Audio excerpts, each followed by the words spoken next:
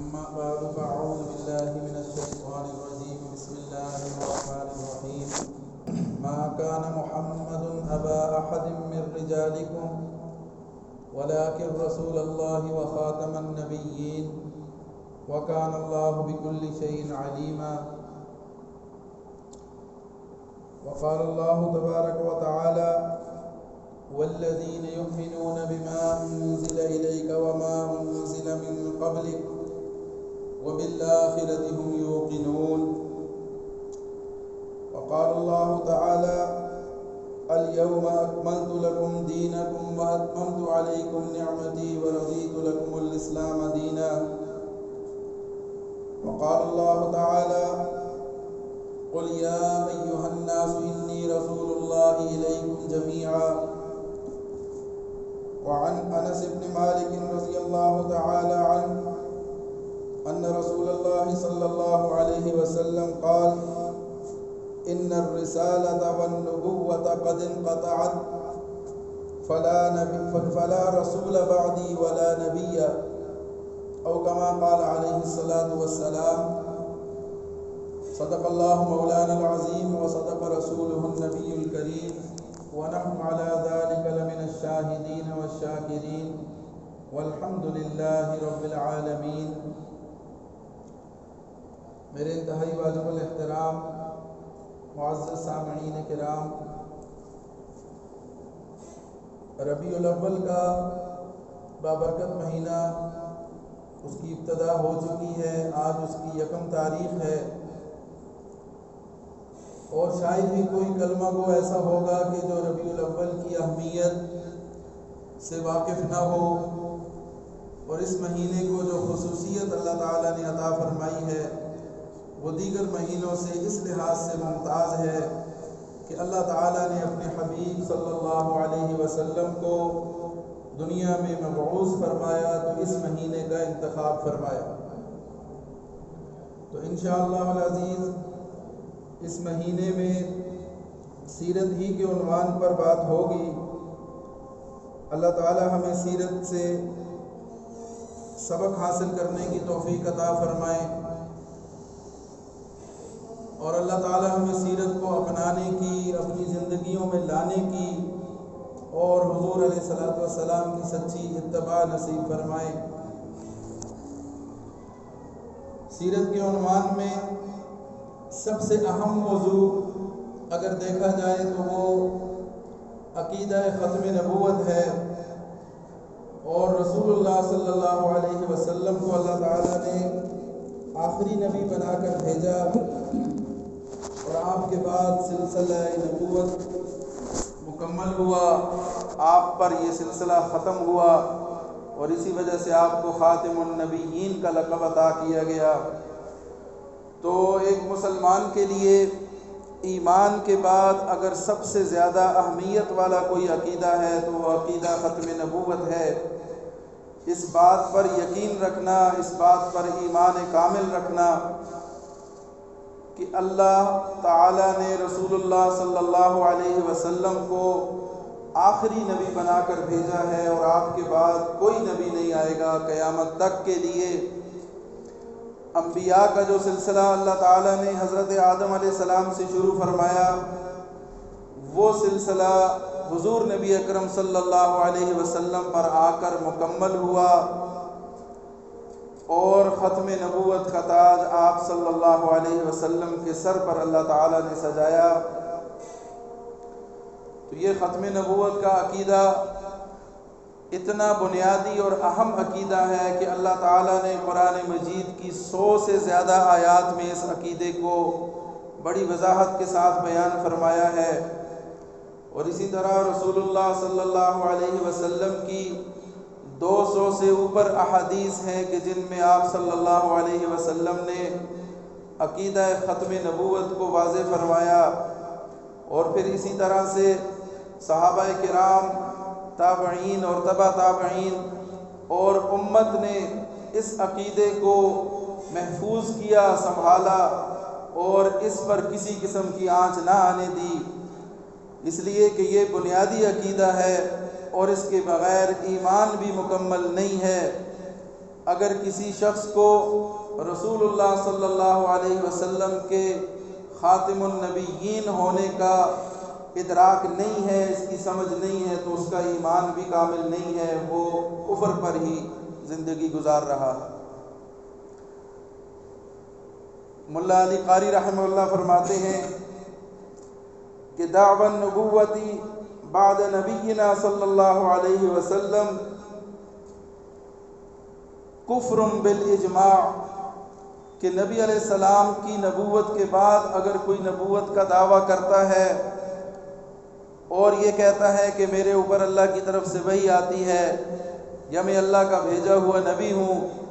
تو یقیناً وہ شخص کفر اختیار کیے ہوئے ہے اور کفریہ عقیدہ ہے۔ اور اگر کسی شخص کو اس چیز کا ادراک نہیں ہے کہ رسول اللہ صلی اللہ علیہ وسلم آخری نبی ہیں، تو وہ بھی اس وقت تک اس کا ایمان مکمل نہیں ہے کہ جب تک وہ رسول اللہ صلی اللہ علیہ وسلم کو آخری نبی نہیں مانتا۔ اور یہ اتنا اہم عقیدہ ہے کہ جس کے بارے میں کسی قسم کی رعایت نہیں دی گئی اور کوئی گنجائش نہیں دی گئی۔ امام اعظم امام ابو حنیفہ رحمہ اللہ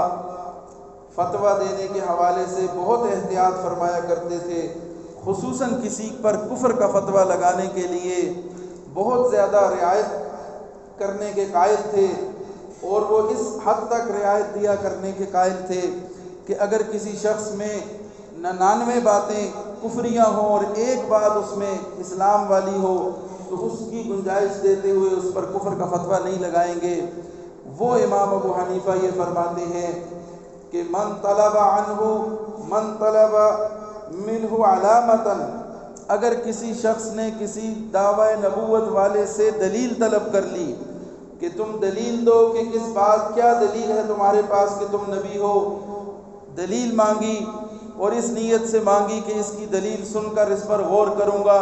اور اگر دلیل درست ہوئی تو اس دلیل کو مان لوں گا، تو فرمایا کہ من طلب منہ دلیلا منہ علامتا فقد کفر، اگر کسی نے دعوی نبوت کرنے والے سے اس کے نبوت پر دلیل مانگ لی تو اس نے بھی کفر اختیار کر لیا، وہ بھی کافر ہو جاتا ہے۔ تو یہ اتنا واضح اور صاف ستھرا عقیدہ ہے کہ جس پہ کسی قسم کا کوئی ابہام نہیں پایا جاتا، اور یہ وہ واحد عقیدہ ہے کہ جس پر تمام امت ابتدا سے اب تک اور قیامت تک کے لیے متفق ہے، اور تمام امت کا اس پر اجماع ہے کہ حضور صلی اللہ علیہ وسلم کے بعد کسی نبی نے نہیں آنا، اور آپ صلی اللہ علیہ وسلم خاتم النبیین ہیں۔ اب اس ختم نبوت کی اہمیت بھی ہے اور اس کا جاننا ضروری بھی ہے، اور اسی ختم نبوت کے صدقے اللہ تعالیٰ نے ہمیں کچھ ایسی فضیلتیں بحیثیت امت ہمیں عطا کی ہیں کہ جو پہلی امتوں کو نصیب نہیں ہوئی۔ وجہ یہ ہے کہ ہمارے نبی صلی اللہ علیہ وسلم آخری نبی ہیں، تو آپ کی ختم نبوت کے صدقے، آپ کی ختم نبوت کی برکت سے اللہ تعالیٰ نے چند خصوصیات اس امت کو عطا فرمائی ہیں، اور خود رسول اللہ صلی اللہ علیہ وسلم کا اس بارے میں ارشاد موجود ہے۔ آپ صلی اللہ علیہ وسلم فرماتے ہیں کہ میری مثال اس طرح سے ہے کہ جس طرح کسی شخص نے کوئی عمارت بنائی، بڑے اچھے طریقے سے اس کی تعمیر کی اور اس کو بڑا اچھا مزین کیا، بنایا، سنوارا، ایک اینٹ کی جگہ، ایک پتھر کی جگہ اس میں خالی چھوڑ دی،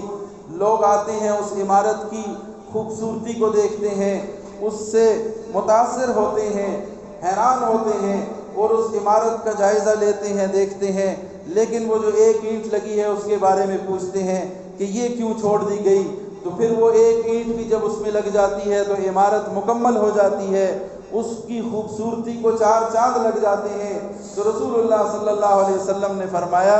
کہ میں وہ آخری اینٹ ہوں جو نبوت کی، انبیاء کی جو اللہ تعالیٰ نے تعداد دنیا میں بھیجنی تھی، اللہ تعالیٰ نے وہ تعداد بھیجی، اور اس تعداد کو مکمل کرنے والے حضور اکرم صلی اللہ علیہ وسلم ہیں۔ جب آپ صلی اللہ علیہ وسلم دنیا میں مبعوث ہوئے تو انبیاء کرام کی وہ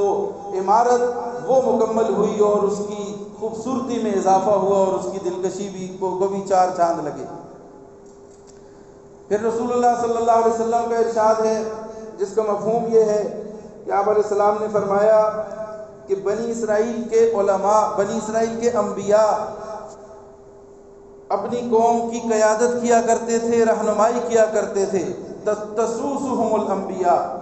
بنی اسرائیل کے انبیاء ان کی سیاست کیا کرتے تھے، ان کی رہبری اور رہنمائی کیا کرتے تھے، ان کی قیادت کیا کرتے تھے۔ تو جب ایک نبی چلا جاتا، اس کے بعد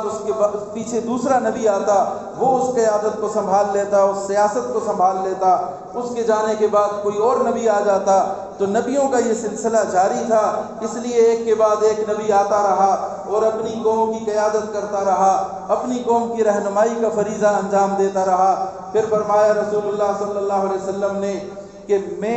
میرے بعد کوئی نبی نہیں ہے، میں آخری نبی ہوں، اور میرے بعد میرے خلفاء ہوں گے اور کثیر تعداد میں ہوں گے۔ اور پھر ایک حدیث میں رسول اللہ صلی اللہ علیہ وسلم نے ارشاد فرمایا کہ اللہ تعالیٰ نے مجھے 6 خصوصیات ایسی عطا کی ہیں کہ جو سابقہ انبیاء کو عطا نہیں کی گئیں۔ ان میں سے پہلی خصوصیت رسول اللہ صلی اللہ علیہ وسلم نے ارشاد فرمائی کہ اللہ تعالیٰ نے مجھے جامع کلمات عطا فرمائے۔ رسول اللہ صلی اللہ علیہ وسلم کی احادیث کو اگر آپ سمجھیں، پڑھیں، سنیں تو اندازہ ہوگا کہ کس طرح سے اللہ تعالیٰ نے رسول اللہ صلی اللہ علیہ وسلم کو ایسے جامع کلمات عطا فرمائے کہ مختصر اور جامع ایسے کلمات ہیں کہ ایک ایک حدیث سے سینکڑوں مسائل علماء نے مستنبط کیے ہیں۔ تو اللہ تعالیٰ نے یہ خصوصیت عطا فرمائی رسول اللہ صلی اللہ علیہ وسلم کو کہ آپ کی زبان مبارک سے ایسے جامع کلمات نکلے کہ جو لوگوں کی رہنمائی کا ذریعہ بنے، اور ایک ایک کلمے سے کئی مسائل نکلے اور اس سے لوگوں نے رہنمائی حاصل کی۔ دوسری چیز رسول اللہ صلی اللہ علیہ وسلم نے فرمایا کہ مجھے رعب کے ذریعے میری مدد کی گئی۔ اللہ تعالیٰ نے مجھے ایسا رعب عطا کیا کہ اس رعب کی برکت سے اللہ تعالیٰ نے پوری کائنات میں میرے پیغام کو پہنچایا اور میرا رعب دنیا تک پہنچایا۔ رسول اللہ صلی اللہ علیہ وسلم آخری نبی ہیں اور آپ ساری کائنات کے لیے نبی ہیں، تمام عالم کے لیے نبی ہیں، تو رسول اللہ صلی اللہ علیہ وسلم کے پیغام کو تمام عالم میں نافذ کرنے کے لیے، پہنچانے کے لیے اللہ تعالیٰ نے حضور کو ایسا رعب اور دبدبہ اور ایسا وقار عطا فرمایا کہ جس کی برکت سے رسول اللہ صلی اللہ علیہ وسلم کا رعب تمام دنیا کے تمام مخلوقات پر اللہ تعالیٰ نے عطا فرمایا۔ یہ رسول اللہ صلی اللہ علیہ وسلم کی خصوصیت ہے۔ تیسرا چیز جو رسول اللہ نے فرمایا کہ جو مجھے عطا کی گئی، مجھ سے پہلے انبیاء کو عطا نہیں کی گئی، وہ مال غنیمت ہے۔ جہاد کے اندر جب اعلاء کلمت اللہ کے لیے، اللہ کے حکم کو اللہ کی زمین پر نافذ کرنے کے لیے اور کفر کا کلا کما کرنے کے لیے جب مسلمان نکلتا ہے، اللہ کے راستے میں جہاد کرتا ہے، لڑتا ہے، جان لیتا بھی ہے، جان دیتا بھی ہے، تو اس کے نتیجے میں کچھ مال اس کے ہاتھ آتا ہے۔ سابقہ انبیاء کے پاس جب مال غنیمت آتا تو اس مال غنیمت کو استعمال کرنے کی اجازت نہیں تھی، اس مال غنیمت کو ایک میدان میں جمع کر کے اس کو جمع کر کے رکھ دیا جاتا تھا، آسمان سے کوئی آگ آتی اور اس کو جلا دیتی۔ یہ اس بات کی علامت ہوتی تھی کہ یہ جہاد قبول ہے، یہ مال غنیمت قبول ہے، یہ عمل ان کا قبول ہے، اور اگر وہ مال غنیمت نہ جلایا جاتا، وہ جلتا نہ آگ سے، تو اس کی علامت ہوتی تھی کہ یہ مال غنیمت قبول نہیں ہے، یہ عمل قبول نہیں ہے۔ تو رسول اللہ صلی اللہ علیہ وسلم کو اللہ تعالیٰ نے یہ خصوصیت عطا فرمائی کہ جو مال غنیمت آپ حاصل کریں گے وہ مال غنیمت آپ کے لیے حلال ہے، جائز ہے، استعمال کر سکتے ہیں۔ اور چوتھی چیز جو رسول اللہ صلی اللہ علیہ وسلم نے ارشاد فرمائی، جو مجھے عطا کی گئی، میرے علاوہ کسی کو یہ خصوصیت عطا نہیں کی گئی، وہ یہ ہے کہ اللہ تعالیٰ نے تمام روئے زمین کو میرے لیے پاکی کا ذریعہ بھی بنایا اور مسجد بھی بنایا، نماز کی جگہ بھی بنایا۔ پہلی امتوں میں تیمم کی سہولت نہیں تھی، اور اسی طرح سے عبادت صرف عبادت گاہ تک محدود تھی، لیکن رسول اللہ صلی اللہ علیہ وسلم فرماتے ہیں کہ مجھے اللہ تعالیٰ نے یہ خصوصیت عطا فرمائی ہے کہ تمام روئے زمین کو اللہ تعالیٰ نے میرے لیے پاکی حاصل کرنے کا ذریعہ بھی بنا دیا اور عبادت کرنے کا ذریعہ بھی بنا دیا۔ پاک مٹی لے کر جہاں پانی میسر نہ ہو، پانی پر قدرت نہ ہو، تو تیمم کی سہولت اس امت کو عطا کی گئی، اور یہ رسول اللہ صلی اللہ علیہ وسلم کی خصوصیت ہے۔ اسی طرح سے کہیں بھی کسی بھی جگہ پر عبادت کرنا جائز قرار دے دیا گیا، اور پوری روئے زمین کو اللہ تعالیٰ نے مسجد قرار دے دیا کہ کہیں بھی آپ نماز ادا کر سکتے ہیں، اللہ کی عبادت کر سکتے ہیں۔ یہ خصوصیت صرف رسول اللہ صلی اللہ علیہ وسلم کو عطا کی گئی۔ پانچویں چیز جو رسول اللہ صلی اللہ علیہ وسلم کو عطا کی گئی، آپ نے فرمایا کہ مجھے تمام مخلوقات کی طرف نبی بنا کر بھیجا گیا۔ پہلے جو سابقہ انبیاء تشریف لائے دنیا میں، وہ محدود علاقے کے لیے، چند لوگوں کے لیے، کسی خاص قوم کے لیے مبعوث ہوئے، لیکن رسول اللہ صلی اللہ علیہ وسلم نے فرمایا کہ مجھے اللہ تعالیٰ نے تمام مخلوقات کے لیے، جن و انس اور تمام دیگر مخلوقات کے لیے نبی بنا کر بھیجا، رحمت بنا کر بھیجا۔ اسی لیے حضور کا لقب اللہ تعالیٰ نے رحمت للعالمین قرار دیا۔ اور چھٹی چیز جو رسول اللہ صلی اللہ علیہ وسلم نے فرمائی کہ جو مجھے خصوصیت عطا ہوئی، وہ یہ ہے کہ مجھے تمام نبیوں کا سلسلہ جو چلا آدم علیہ السلام سے، اس سلسلے کا اختتام مجھ پر ہوا، اور یہ خصوصیت صرف اور صرف رسول اللہ صلی اللہ علیہ وسلم کو عطا کی گئی۔ آپ علیہ السلام کے علاوہ کسی کو یہ خصوصیت نہیں ملی۔ یہ ختم نبوت کا تاج رسول اللہ صلی اللہ علیہ وسلم کے سر پر اللہ نے سجایا۔ پھر اسی طرح ختم نبوت کی اور آپ صلی اللہ علیہ وسلم کے آخری نبی ہونے کی جو اس کی جو برکات ہیں، اس میں سے ایک سب سے بڑی برکت اور اہمیت اور اس کی بڑی فضیلت یہ ہے کہ اللہ تعالیٰ نے ہمیں جو رسول اللہ صلی اللہ علیہ وسلم کے ذریعے قرآن مجید عطا کیا، وہ قرآن مجید اللہ نے محفوظ کر دیا۔ دیکھیں سابقہ انبیاء آئے، اللہ کی کتابیں ان پر نازل ہوئیں، صحیفے نازل ہوئے، اللہ کے احکامات اترتے رہے، لیکن چونکہ انبیاء کا سلسلہ چل رہا تھا، ایک نبی کے بعد دوسرا نبی آتا تھا، تو ان کی کتابوں اور ان کے صحیفوں کو محفوظ کرنے کی، اس کو قائم رکھنے کی ایسی ضرورت، اشد ضرورت نہیں تھی جیسی قرآن مجید کو محفوظ کرنے کی۔ اسی لیے اللہ تعالیٰ نے قرآن مجید کی حفاظت کا ذمہ لیا۔ اللہ تعالیٰ ان کی حفاظت کا ذمہ بھی لے سکتے تھے، وہ بھی کتابیں اللہ کا کلام تھی، اللہ نے ان کو نازل کیا تھا، اللہ تعالیٰ ان کو حفاظت ان کی کر سکتے تھے، لیکن اللہ تعالیٰ نے ان کی حفاظت کا ذمہ نہیں لیا۔ وجہ اس کی یہ تھی کہ نبی کے بعد دوسرا نبی آ کر وہ پہلے والی اگر کوئی تحریف ہو گئی، کوئی کمی بیشی رہ گئی، اس کو پورا کر دے گا، اور جب نیا نبی آئے گا تو وہ پہلے والی شریعت کے احکامات وہ ختم ہو جائیں گے اور نئی شریعت کے احکامات شروع ہو جائیں گے۔ اس لیے سابقہ کتب اور صحیفے محفوظ نہ رہ سکے، لیکن رسول اللہ صلی اللہ علیہ وسلم چونکہ آخری نبی ہیں، آپ کے بعد کسی نے آنا نہیں، تو آپ پر نازل ہونے والی کتاب بھی آخری ہے۔ اس کتاب کے بعد کسی کتاب نے نہیں آنا، کسی رہنمائی نے نہیں آنا، تو اللہ تعالیٰ نے اس کو ایسا محفوظ کر دیا کہ اس کی ایک ایک آیت، ایک ایک زیر زبر کو اللہ نے محفوظ کیا اور اس کو قیامت تک کے لیے جاری اور ساری فرما دیا۔ تو قرآن مجید کا محفوظ ہونا اور اللہ کا قرآن کی حفاظت کا ذمہ اٹھانا، یہ بھی برکت کس کی ہے؟ ختم نبوت کی برکت ہے۔ اسی طرح سے احادیث کا مجموعہ، احادیث کا جمع ہونا اور رسول اللہ صلی اللہ علیہ وسلم کی ایک ایک بات، ایک ایک ادا، ایک ایک انداز کا اس طرح سے سند کے ساتھ محفوظ ہونا، یہ بھی ختم نبوت کی ایک بہت بڑی برکت ہے کہ جس کی وجہ سے اللہ تعالیٰ نے ہمیں یہ نعمت عطا کی۔ وہی بات ہے کہ سابقہ انبیاء کے بعد اگر کوئی کمی رہ جاتی تو نیا نبی آتا، وہ پچھلی ان چیزوں کو، ان کمیوں کو دور کر دیتا اور نئے احکامات آ جاتے، لیکن رسول اللہ صلی اللہ علیہ وسلم کے بعد نئے احکامات آنے نہیں ہیں، آپ نے قیامت تک کے لیے مبعوث ہونا ہے۔ تو اس برکت سے اللہ تعالیٰ نے، اس ختم نبوت کی برکت سے اللہ تعالیٰ نے جو احادیث ہمیں عطا کی ان کو بھی محفوظ کرنے کا انتظام کر دیا۔ ایک ایک راوی اور اس راوی کے حالات اور ان روایات کو، ایک ایک سند کو محفوظ کیا گیا۔ تو یہ سب اللہ تعالیٰ نے یہ فضیلت، یہ برکت ہمیں عطا کی، اور اس کے پیچھے بھی جو اصل حقیقت ہے، اصل محرک ہے، وہ کیا ہے؟ وہ یہی عقیدہ ختم نبوت ہے کہ جب نبی نیا آنا کوئی نہیں ہے، تو یہ جو آخری نبی ہے، اس کی تمام احکامات، اس کی تمام ادائیں، اس کی تمام گفتگو، اس کی تمام باتیں، اس کے تمام انداز اللہ تعالیٰ نے قیامت تک کے لیے محفوظ کر دیے اور لوگوں کی رہنمائی کا ذریعہ بن گئے۔ اسی طرح ختم نبوت کی برکت سے اللہ تعالیٰ نے ہمیں سیرت طیبہ محفوظ انداز میں ہم تک پہنچائی۔ کسی نبی کے حالات، کسی نبی کے واقعات، کسی نبی کی سیرت اور زندگی کے حالات اس طرح سے سند کے ساتھ محفوظ نہیں ہے جس طرح رسول اللہ صلی اللہ علیہ وسلم کے حالات اور آپ کی زندگی ہمارے سامنے سیرت النبی صلی اللہ علیہ وسلم کی شکل میں محفوظ ہے۔ یہ بھی برکت ہے ختم نبوت کی کہ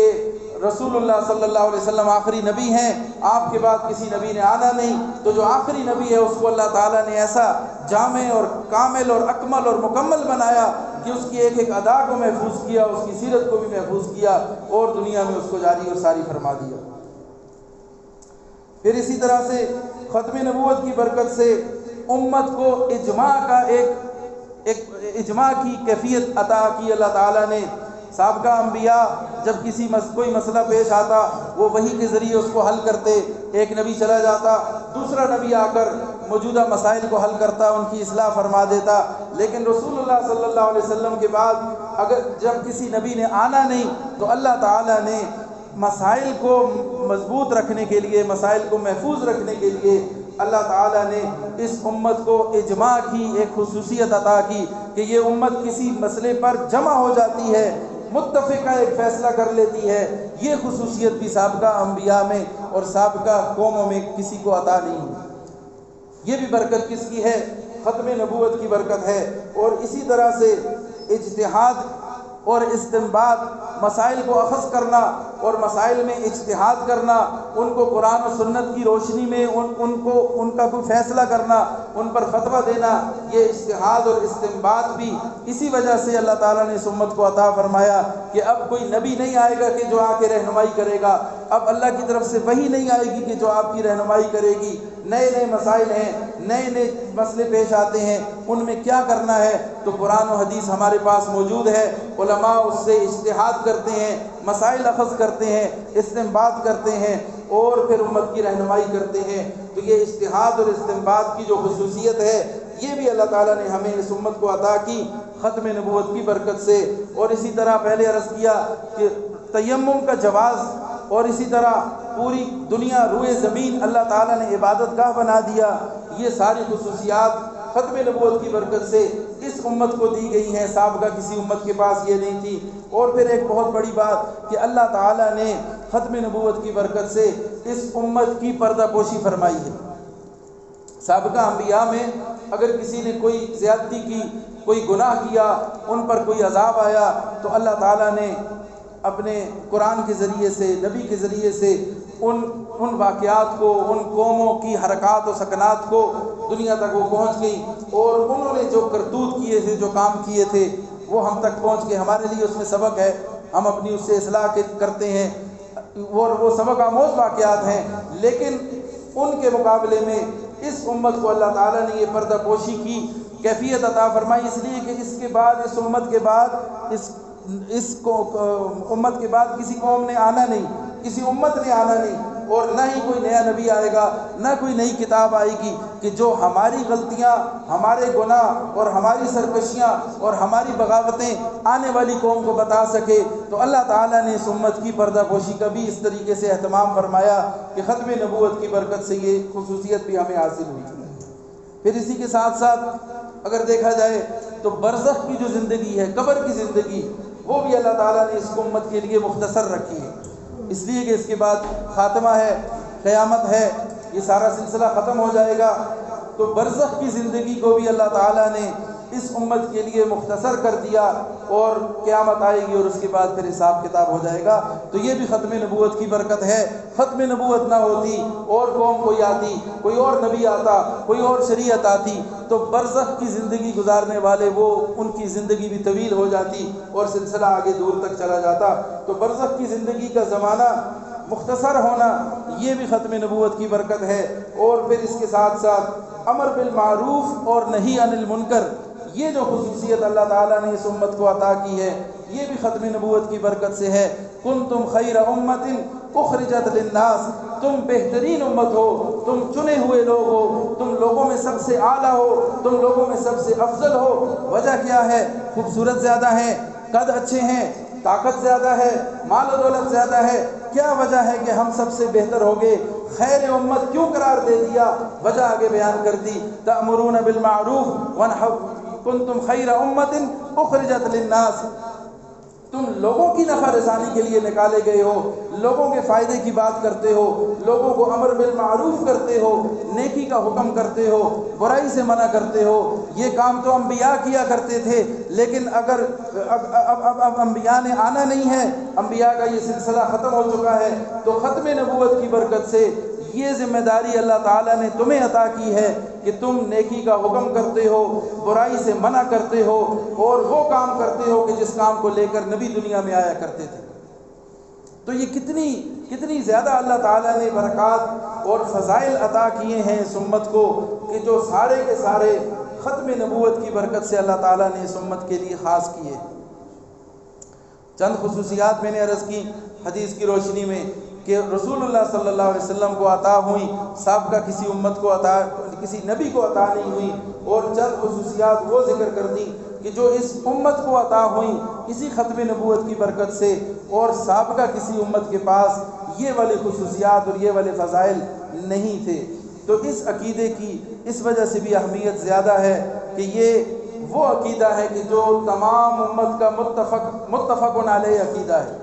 सारी उम्मत का इस पर इजमा है, सहाबा किराम का इस पर इजमा है, और तमाम उम्मत का क़यामत तक के लिए इस पर इजमा है कि रसूलुल्लाह सल्लल्लाहु अलैहि वसल्लम आखिरी नबी हैं, आपके बाद किसी ने नहीं आना। और अगर कोई आएगा, कोई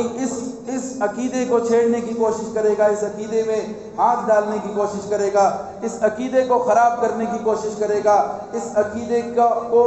तोड़ने की कोशिश करेगा, तो उसको इजाज़त नहीं दी जाएगी। इसके लिए मुसलमान अपनी जान, अपना माल, सब कुछ कुर्बान कर देगा, लेकिन अक़ीदा ख़त्म नबूवत पर आँच नहीं आने देगा। और इसकी मिसालें मौजूद हैं, तारीख़ इसकी गवाह है। रसूलुल्लाह सल्लल्लाहु अलैहि वसल्लम की ज़िंदगी में चंद लोगों ने नबूवत का दावा कर लिया। एक सहाबी हैं हज़रत हबीब अंसारी रज़ी अल्लाह ताला अन्हु, उन्हें रसूलुल्लाह सल्लल्लाहु अलैहि वसल्लम ने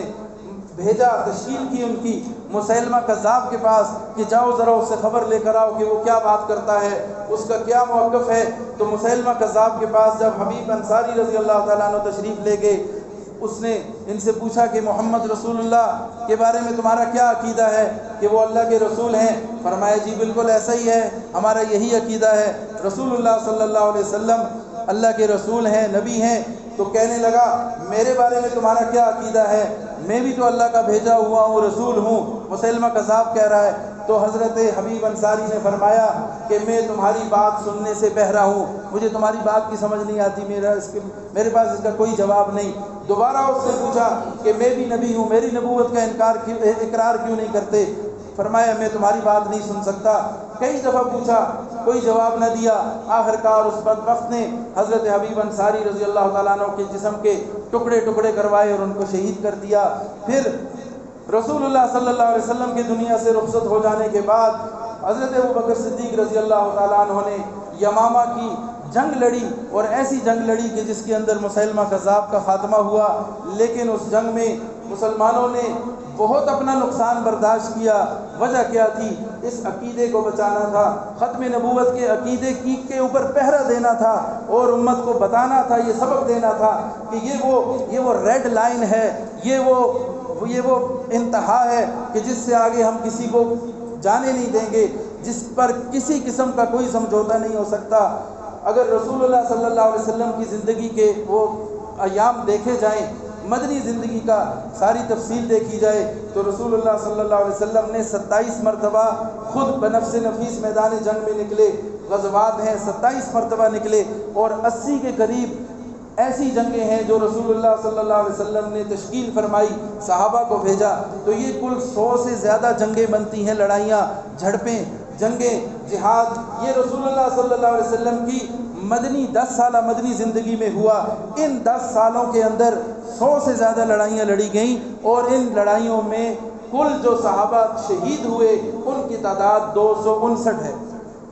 259, एक कम 60, सिर्फ 259 सहाबा किराम इन 100 से ज़्यादा जंगों में शहीद हुए। और सिर्फ एक जंग यमामा जो मुसैलमा कज़्ज़ाब का कला कमा करने के लिए, उसको जहन्नम वासिल करने के लिए लड़ी गई, उस एक जंग में 1200 से ज़्यादा सहाबा शहीद हुए, और उनमें से 700 से ज़ायद सहाबा हुफ़ाज़ किराम थे, उलमा थे, قرہ تھے۔ تو اتنا بڑا نقصان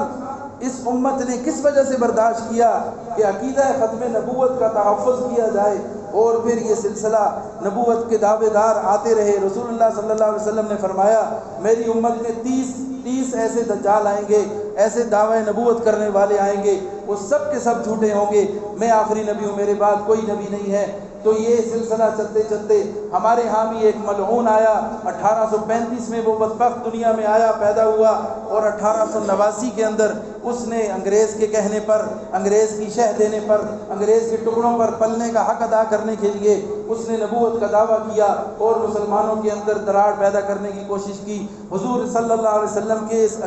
اس ختم نبوت کے منصب پر ڈاکہ ڈالنے کی کوشش کی۔ لیکن اللہ تعالیٰ نے اپنے بندوں کے ذریعے سے، علماء کے ذریعے سے، مسلمان امت کے ذریعے سے اس فتنے کا کلا کما کیا۔ وہ 1908 میں جہنم واصل ہوا، وہ بہت ہی بری حالت میں دنیا سے گیا، لیکن اپنے پیچھے اپنی اولاد چھوڑ گیا، اپنی ذریت چھوڑ گیا، اور بین الاقوامی طور پر اس کو آج بھی سرپرستی حاصل ہے، اور وہ جگہ جگہ اپنا وار کرنے سے کتراتے نہیں ہیں، گھبراتے نہیں ہیں۔ امت مسلمہ کو ان کی چالوں کو سمجھنا ہے، ان سے حفاظت کرنی ہے، ان سے اپنے ایمان کو بچانا ہے، اور اپنے آنے والی نسلوں کے ایمان کو بھی بچانا ہے، اور تحفظ ختم نبوت کے لیے اپنے آپ کو ہر وقت تیار رکھنا ہے اور پیش کرتے رہنا ہے۔ تحریک چلی، اس کے خلاف بڑی خونی تحریک چلی، بہت ساری شہادتیں ہوئیں، اور وہ لمبی تفصیل ہے، اس کا وقت نہیں ہے۔ 53 میں تحریک چلی، پھر چلتے چلتے 1973 اور 74 کے اندر آ کر یہ پارلیمنٹ کے اندر متفقہ فیصلہ ہوا۔ بڑی لمبی بحث و تمیز کے بعد سوال جواب، بڑی لمبی نشستیں چلی، اور آخر کار قانون بن گیا، اور پاکستان کے اندر یہ قانون نافذ ہو گیا، اور قادیانیوں کو کافر قرار دے دیا گیا۔ تو 1974 7 ستمبر کا دن تھا۔ 1974 میں 7 ستمبر کو یہ فیصلہ اس پارلیمنٹ پاکستان کے اندر پارلیمنٹ نے نافذ کیا، اور قادیانیوں کو، لاہوری گروپ کو، ان کو کافر قرار دیا۔ تو اس سلسلے میں اس کے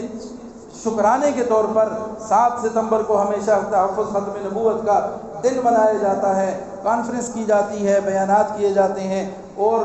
اس سال اس واقعے کو 50 سال پورے ہو رہے ہیں، اور کل وہ 50 سال پورے ہو رہے ہیں، اور اس پر پورے ملک کی طرف سے ایک متفقہ، ایک اجتماعی ایک کانفرنس کا انعقاد کیا گیا ہے، جو مینار پاکستان لاہور میں ہوگی۔ یہ اظہار تشکر ہے اس بات کا، اللہ کے ہاں ہم شکر ادا کرتے ہیں کہ اللہ تعالیٰ نے اس فتنے کو یہاں سے اس کا کلا کما کیا، لیکن وہ فتنہ اب بھی موجود ہے، اور وہ ہر جگہ موجود ہے، اور ہر طرف سے وہ وار کرنے سے کتراتا نہیں ہے۔ اس کے ساتھ شیطانی قوتیں ہیں، اس کے ساتھ دنیا کا سارا کفر ان کے ساتھ ہے، تو وہ اپنا کام کر رہے ہیں، لیکن ایمان والے علماء، طلباء، قراء اور مومن مسلمان وہ عقیدہ تحفظ ختم نبوت کے لیے، ختم نبوت کے عقیدے کے تحفظ کے لیے ہر وقت تیار ہیں، اور انشاءاللہ اپنی جان بھی دینے سے گریز نہیں کریں گے۔ یہی سبق ہم نے خود بھی یاد رکھنا ہے، اور اپنی آنے والی نسلوں کو بھی یاد کرانا ہے، اور اس فتنے سے ہر ممکن بچنے کی کوشش کرنی ہے، اور اپنی آئندہ آنے والی نسلوں کو بھی اس سے بچانا ہے۔ اللہ تعالیٰ ہم سب کی حفاظت فرمائے، اور اللہ تعالیٰ ہمیں تحفظ ختم نبوت کے لیے اپنا جان، مال اور ساری صلاحیتیں وقف کرنے کی توفیق عطا فرمائے۔ وآخر دعوانا ان الحمد للہ رب العالمین۔